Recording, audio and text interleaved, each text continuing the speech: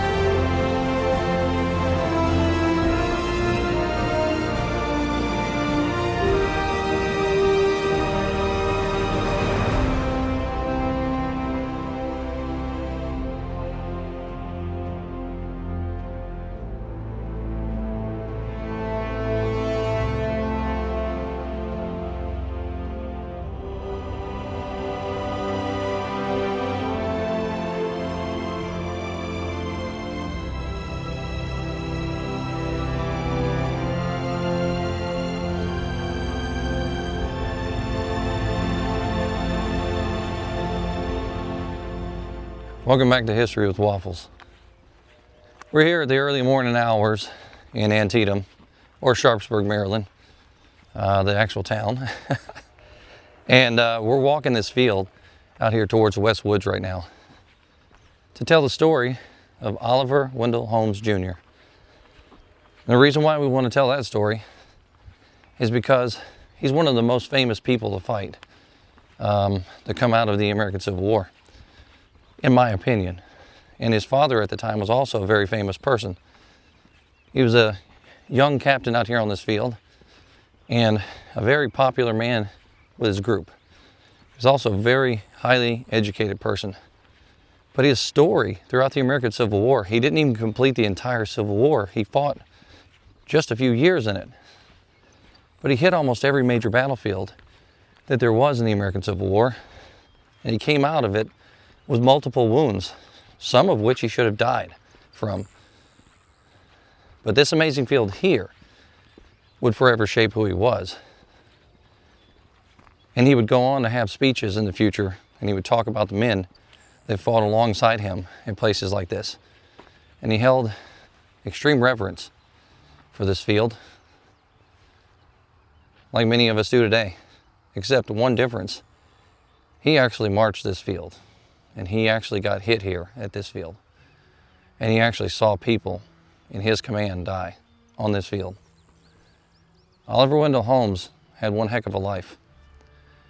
We're going to take you over the West Woods here in just a second. And when the sun comes up a little bit more, that we can get a better visual of everything. And we're going to talk a little bit about him, give you his backstory, kind of go through his life a little bit, and then a little bit of his military history before he gets here to Antietam. This wasn't no ordinary life. This man shook hands with John Adams. He also met John F. Kennedy. His grandmother saw British troops in the streets and told him stories about it. It's a pretty amazing life. He connected the history of this country from the American Revolution all the way forward to John F. Kennedy. And the things that he did while he was in office as a Supreme Court justice would shape America. And today, we are still shaped by some of his decisions. He was a studious man, Loved to study, loved to read. Read over 4,000 books in his lifetime that he kept in a black book. It was cataloged by himself. He was just a very interesting person. And he loved to debate. They called him the Great Dissenter. Oliver Wendell Holmes was an intelligent man, very smart. But he was definitely a very young person here on this field in Antietam. So here's a monument that was called the Philadelphia Monument at Philadelphia Park, if you will, the Pennsylvania Monument. It's the tallest monument on the battlefield. This is at the opening edge of the West Woods, of what is now known as the West Woods. Sumner is in charge of that Second Corps. When you think about Antietam, you have to think about this battle in successions or waves of battles. This isn't just one magnificent charge across the field or a cohesive unit coming over here to fight. It happens in sections. We have Miller's cornfield across this way over here, where Hooker's men are going to get involved pretty early on. And there's even skirmishing really the day before the actual battle takes place. Then directly over here, this is where Sumner's men are going to come from, same direction as Mansfield. Sumner's men are coming across the creek, and they're going to make their way into the direction that we're in right now, which is just adjacent to Miller's cornfield and a few of the farms out here. Sumner is being treated like the worst kind of subordinate possible by McClellan. McClellan does not have a good relationship with Sumner, and he's going to tell him to stay on the other side of that creek.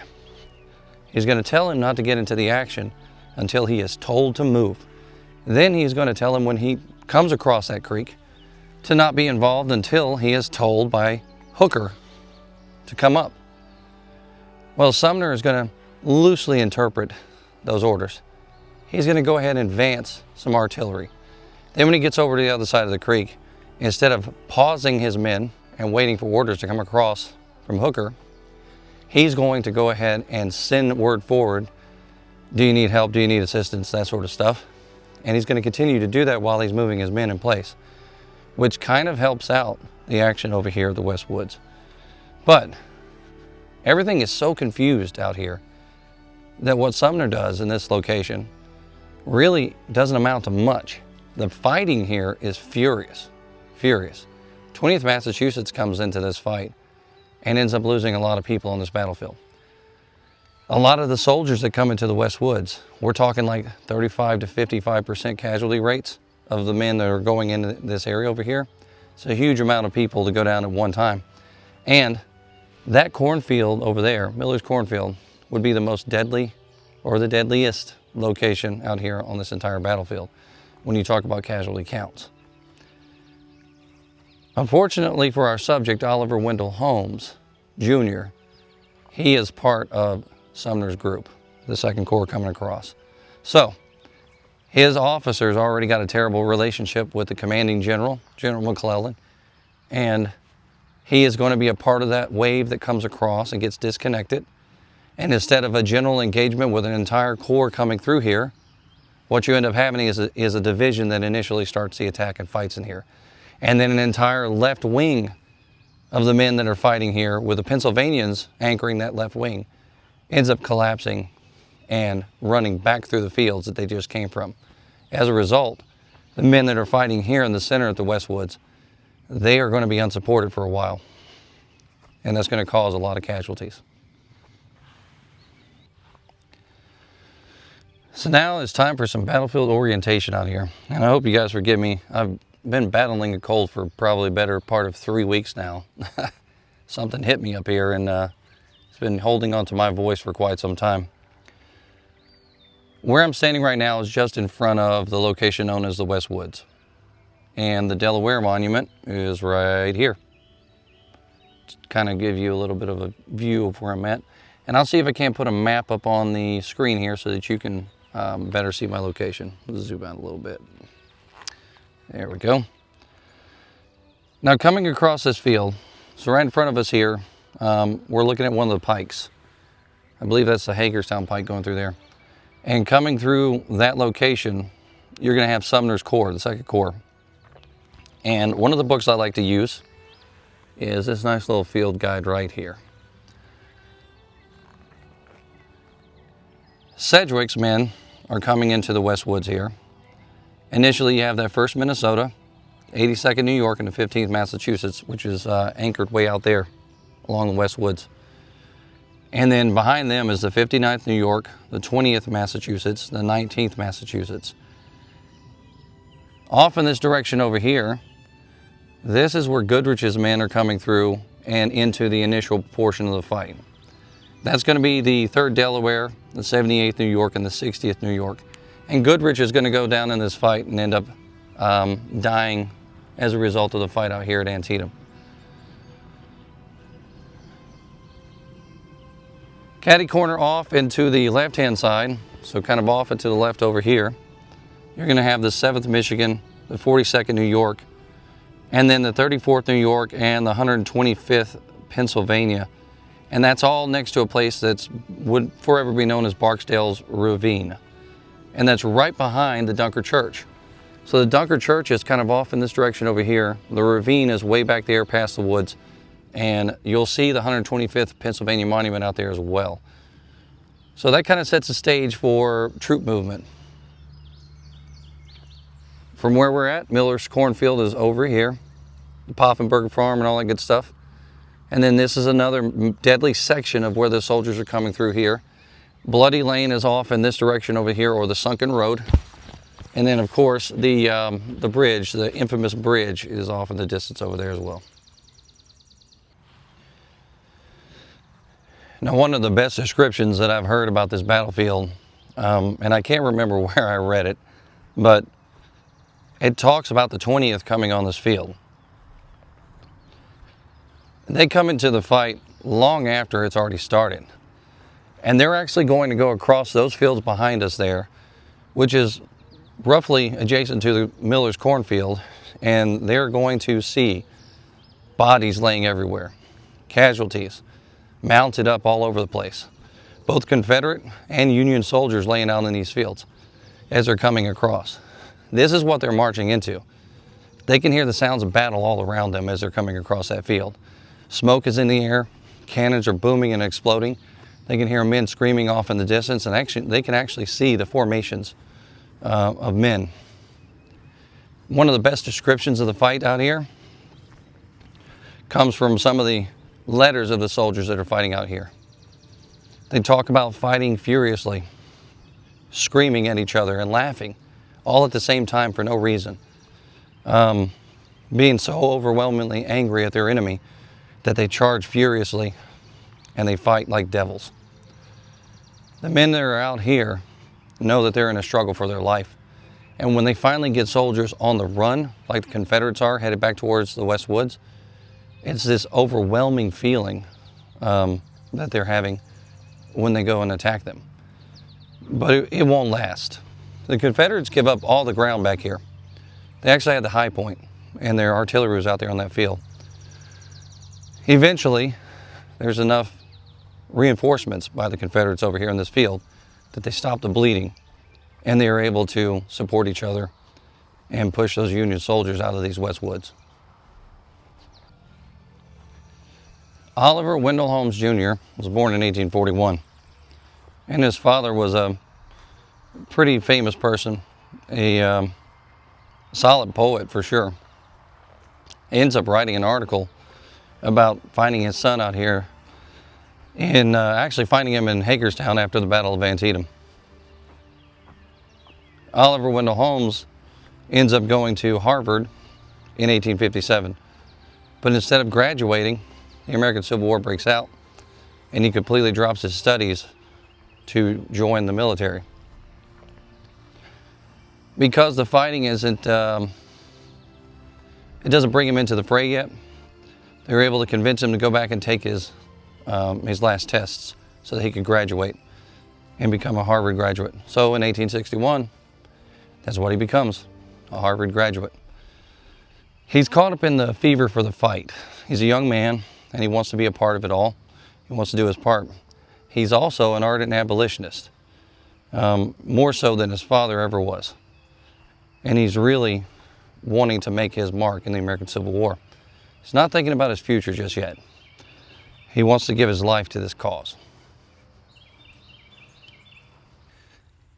So I wanted to come over to this part of the field to kind of show you some stuff from here.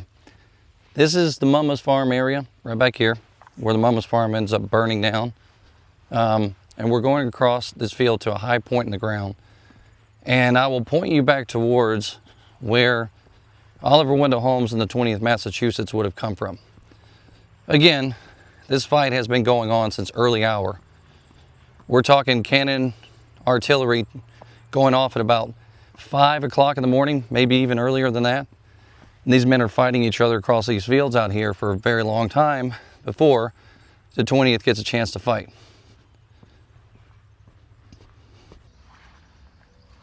So as per the usual here, the National Park has some pretty good signs up. Kind of gives you a visual of what this fight looks like. If you take a look at the map here, this is Sedgwick, part of Sumner's Corps. This is the Massachusetts men that are in Sedgwick's Corps. They're going to head towards the West Woods. You can see Walker, McLaws, and Jackson. So if you can imagine Walker, McLaws, and Jackson posted out here somewhere. Sedgwick coming from off in this direction, headed kind of at an angle towards the West Woods where we're at right now. 5,000 men under John Sedgwick's division at 9:30 a.m. are going to end up attacking this location out here. This is not the plan. The plan is for Sumner to get his corps up and concentrated across the field and attack together. But what ends up happening is some of his corps moves off towards the sunken road off in this direction over here. They get separated. And that one little group of 5,000 men come across this field towards those woods and immediately get struck on all sides. According to General Oliver Howard, he remembered, "We had the enemy's artillery and infantry both pursuing and flanking our broken brigades by rapid and deadly volleys." We're talking massive fire on all sides. Cannons, muskets, you name it. These guys are dealing with it out here. Now I find it very difficult to kind of tell the story of such a large battle and paint the picture when standing in the exact location where the person was, because you can't see how they traveled into the fight. So I'm at a location now that I like to go to and sort of paint that picture from across the field. If you look off in this direction over here, a place that's known as the East Woods falls back in that area there. This is also where Mansfield's going to get shot going into the fight. The 20th Massachusetts and all the guys from Sedgwick's men, Sumner's Corps, are all back through here, and they're going to come across that Antietam Creek and make their way to this field. The position that they're moving from is going to go roughly across this way through here. The West Woods is that patch of woods over there, and at the time during the battle it was not known as the West Woods. This is just what the soldiers call it, the West Woods. Off in the distance over here, this is the Mumma Farm, and then the visitor center is here. This is the scene of that artillery barrage, those horrible photos of those soldiers that are dead around the artillery piece. Off in the distance you can actually make out the Connecticut Monument, and that's the field where the sunken lane is. This is where the other portion of Sumner's Corps is going to get branched off and end up fighting over here. So as you can see in the distance, part of Sumner's Corps, 5,000 men are going to end up making their way up here, across that turnpike and into those woods, facing the Confederate soldiers, which are just on the other side here. There's the Dunker Church, and Lafayette McLaws and all of his men are back in those woods, way off in the distance. The rest of his men somehow are going to get broken up, and they're going to end up turning out in this direction and then coming out into the fields and making their way towards Confederate soldiers who are entrenched behind an old farm lane that's pretty much a rut dug into the ground and a perfect, formidable position to fight from. And honestly, With a lot of hard grit, determination, and a little bit of luck, they were able to take that lane. But not before thousands and thousands of men fall in these fields out here as casualties. The bloodiest single day in American history. Now, when I painted that picture of the 20th Massachusetts going across the field and walking through things, this is the hotly contested area, the back and forth of the Miller cornfield, which is just over the other side there. This location is what they're going to traverse to get to the West Woods. So all the fighting that's been happening in and around this area, where the Union soldiers are going down, the Confederate soldiers are going down, those scenes of pictures of dead men laying along the rails there, the Louisianans that are out there, the Georgians that are laid out here, the dead horse, which was actually in the field roughly where that sign is, if you can see it off in the distance. That's the kind of scenery that the 20th Massachusetts and Oliver Wendell Holmes is going to see when he's coming across this field and headed towards his fate.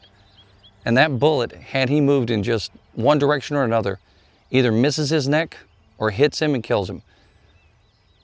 He gets lucky.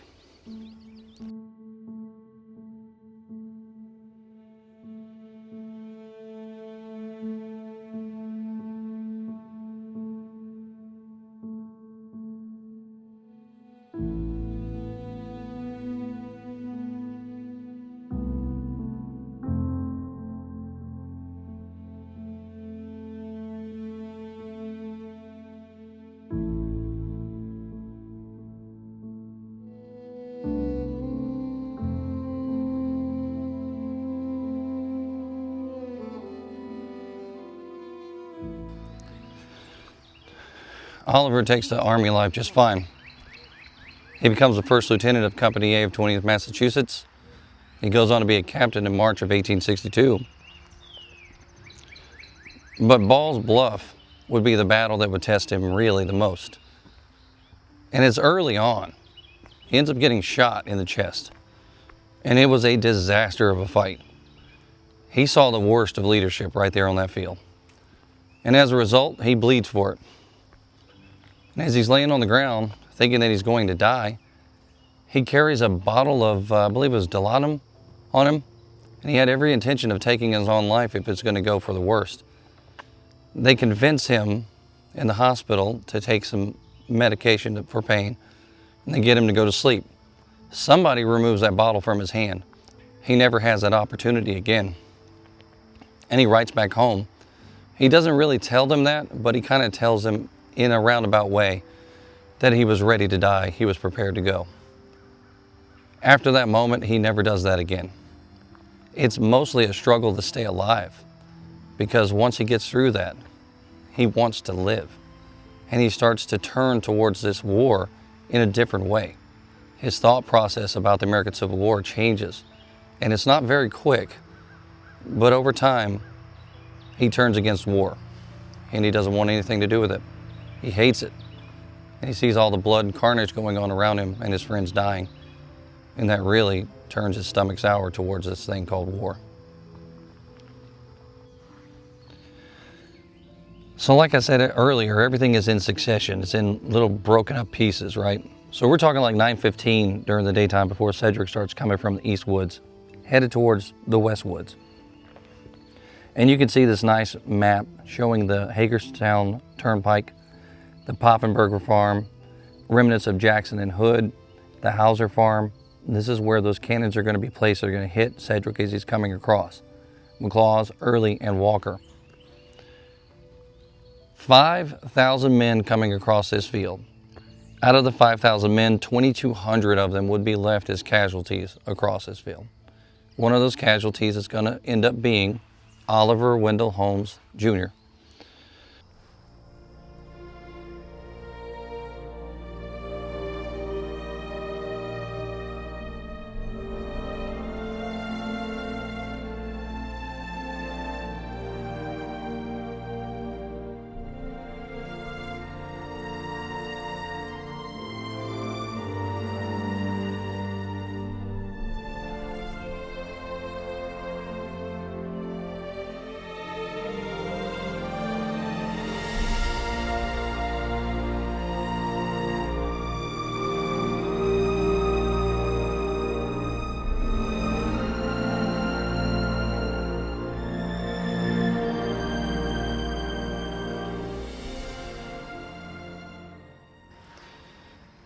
So I'm out in a place right now called the West Woods. And this is roughly where the 20th Massachusetts is going to be in this location headed forwards. Now, Sedgwick's men's only going to be out here for about 20 minutes. Not very long before they go fleeing back across the field. And it's an all-out collapse from the left, starting on the left, to the right. The Pennsylvanians flee first. Eventually, the rest of the men have to go across this field too. But as Holmes comes into the fight out here, he's hit.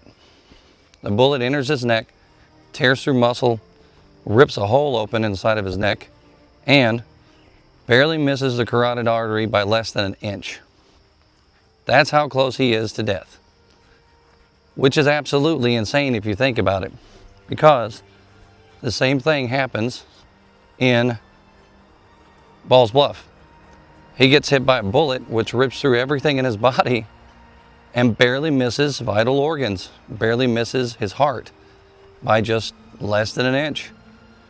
His dad is told about this, Oliver Wendell Holmes Sr. So the first time around, his dad goes up, Bluff, meets his son, and is making this big scene that Oliver doesn't like. He's not a fan of his father making a big scene about him. The second time around, his father does the same exact thing here. And his father further does something that Oliver doesn't like, that he doesn't quite forgive him for. He writes an article, a glowing article, about finding the captain. And that article actually gives us one really good account of what the roads would have looked like around here after the Battle of Antietam was over with. But regardless, Holmes doesn't like it. He doesn't like the attention, and he would rather be left alone. As he's staggering across these fields out here, he ends up finding his way back to a field hospital to get help. Luckily enough for him, it's not that bad of a wound. I mean, it's pretty bad, but not bad enough to kill him. And back there is the monument to the 15th Massachusetts. I found it. Out here on the edge of the woods, if you will, little inside joke. Facing in this direction, these Union soldiers are going to be facing a lot. The heights that are just tucked away and hidden behind these woods, Confederate artillery are going to be placed. You're also going to have Jackson's men out here. But what really changes the tide of this field is Lafayette McLaws. Now McLaws' story is kind of funky out here, if you will. The man's had no sleep in about 72 hours. And when his men get on the field, Robert E. Lee tells him not to put his men in the fight yet. He tells him to take them over to his headquarters, kind of plop them down and give them some rest. McLaws takes that as an order for himself to also get some rest. So he takes his gear off, he lays down in a field full of tall grass, and he goes to sleep. Well, they can't find McLaws. McLaws' men get into the action before McLaws does. Eventually, they find the man laying in the field, and they tell him, hey, your guys are going into action. We need you over there. So he finally gets over here into the fight. McLaws' men is actually what makes up a huge difference here at the West Woods. When they come into the fight, it's almost simultaneously as Sedgwick is making that big push. And the fight that they bring on slows down, stuns the Union soldiers, and then pushes them out of these woods in about 20 minutes. There's going to be another big push that happens later on that day. I think it's about 11 o'clock. And that one's going to last a little bit longer. But once those Union soldiers get pushed out of these fields, Union soldiers will not make their way back into the West Woods for the remainder of this fight. They will go back across that turnpike over to their side, and they will not make that attempt anymore.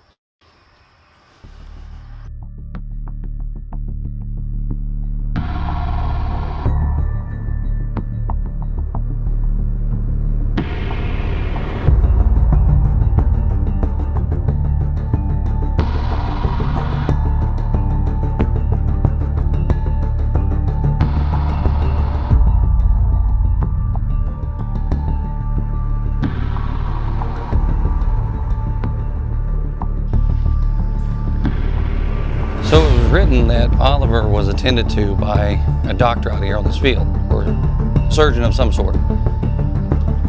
and they had sought out the surgeon to get him help. The surgeon takes a look at his wound, takes a look at him, and he says, "I have no time for dead men."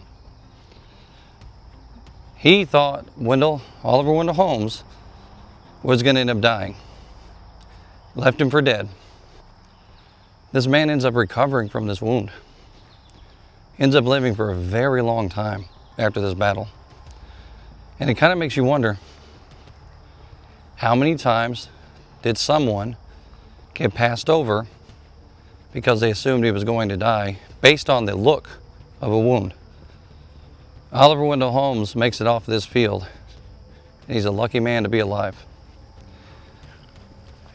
Shortly after Antietam, he heals, he gets back into the fight, and he would end up being at Fredericksburg.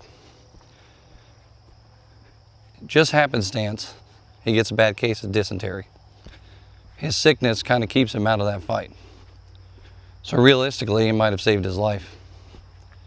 He receives another wound, a third wound, subsequent wound. This time it's at Chancellorsville.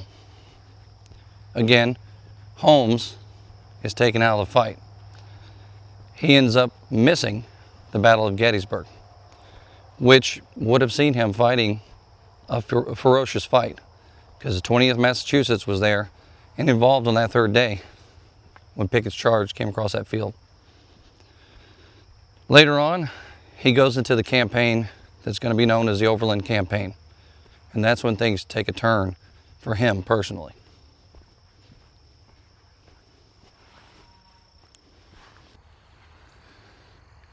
So when you come out of the trail, the Westwoods Trail, you run right into the 125th Pennsylvania, the 34th New York, and the Maryland Monument here from Purnell's Legion. And then, of course, there's some signs along the way that talk about Longstreet's command, John G. Walker. More down this way, off in that direction, and then off in this direction. This kind of paints the picture as to which direction these guys are coming from and going to. The woods are over here. Confederate soldiers are all stationed out through here. And right behind the Dunker Church is going to end up being the ravine that we're talking about, making its way on up through the West Woods. We're going to walk over towards the Dunker Church now and kind of cap off the story, because we're getting to the end of it, really, the end of his Civil War career, which is what we're mostly focused on.